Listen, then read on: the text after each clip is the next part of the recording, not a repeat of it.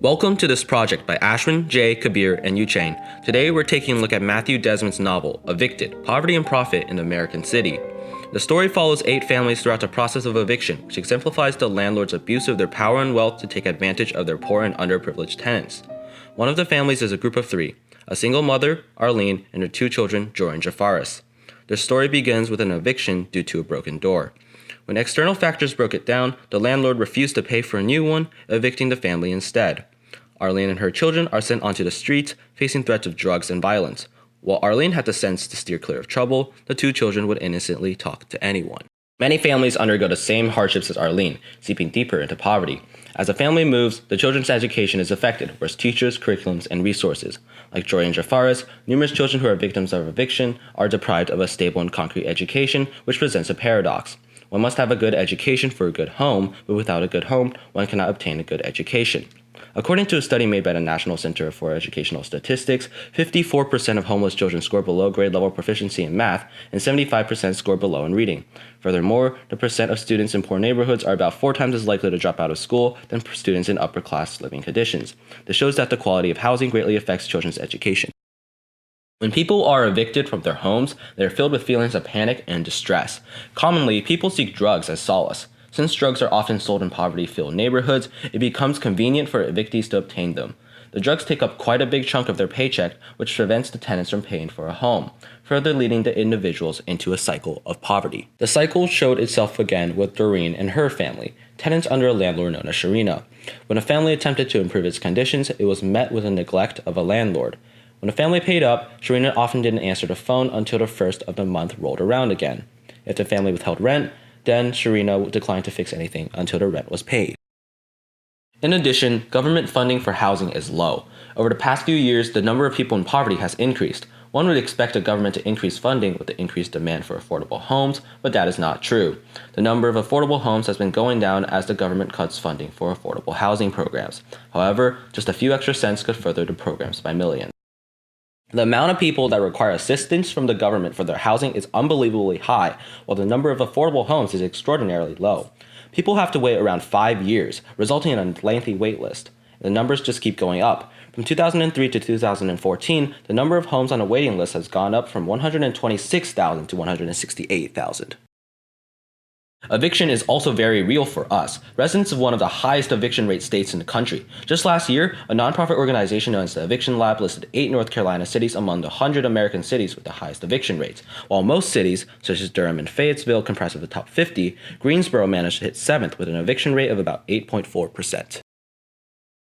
Earlier this year, a case at an apartment complex near Crabtree Mall presented the ethical dilemmas of landlords. A young tenant, Jordan Hargrove, was unknowingly evicted despite not only paying rent, but also multiple fees or transcripts which would have prevented eviction. Once Hargrove paid the $2,000, the landlords assured him that his situation was fine, but they actually filed an eviction. Hargrove only found out when applying for a new home. He responded by saying, "Do about this?" And they were like, "There's nothing you can do. That's not our issue. You charge court fees for a court case that didn't happen, that in transcript should not have even gone to court to begin with." They need to understand that that's not fair. There has to be some basic human decency that comes with it. Many times, landlords work secretly to illegally evict tenants. However, there are a series of laws to prevent this, the General Statutes. In this case, the landlords broke General Statute 7554, which states that no landlord can collect debt through deception, as well as General Statute 4246, which states that the evictions require a court case. The landlords broke 2 laws to unfairly place an eviction on Hargrove's record. In addition, the judicial system is not a hindrance to eviction, but instead makes it quite convenient. In Richmond, the city with the second highest eviction rate in the United States, the representation of people getting evicted is nominal in the judicial system. Due to this, only the demands of the landlords are approved. In multiple court cases in Richmond, tenants were evicted without even appearing in the courtroom. This is a common occurrence since people who get evicted often can't afford a lawyer to represent them, while the privileged landlords can. This leads the tenants to give up on the court case, and he or she decides that showing it to the court will be a waste of time. Instead, the tenant decides to spend time trying to find a new place to stay rather than fight a hopeless legal battle. This cycle repeats, and the powerful landlords take advantage of the tenant's financial situation. According to the News and Observer, in 2015 there were approximately 1.7 million Americans who were considered to be in poverty. Out of those people, 80% couldn't afford legal representation to fight back in court, including cases involving eviction. On top of that, over 20% of those in poverty were children. This brings us back to the fact that evictions prevent children from receiving a thorough education and thus deepening the poverty crisis. There are some organizations who are helping those in need. Casa NC, a nonprofit organization, dedicates its time and energy to helping others who are struggling with housing. Over the past 25 years, they've had many success stories. One such case would be the tenant Rosemary, who was suffering from lung cancer and had to pay large treatment bills. Consequently, she was broke. Casa NC helped Rosemary fight her life-threatening disease and provided her with affordable housing. Sadly, homelessness is still a widespread problem in America, and although nonprofits such as Casa NC is helping, we must take more action. With homelessness rates increasing across the country, we need more nonprofit organizations to assist those in need of a home. Furthermore, the government needs to increase funding for programs such as affordable housing rather than decreasing it.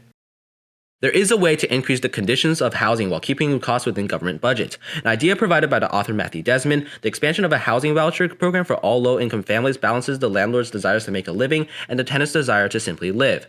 The voucher program allows families to pay a percentage of their income for rent, and government assistance covers up the rest.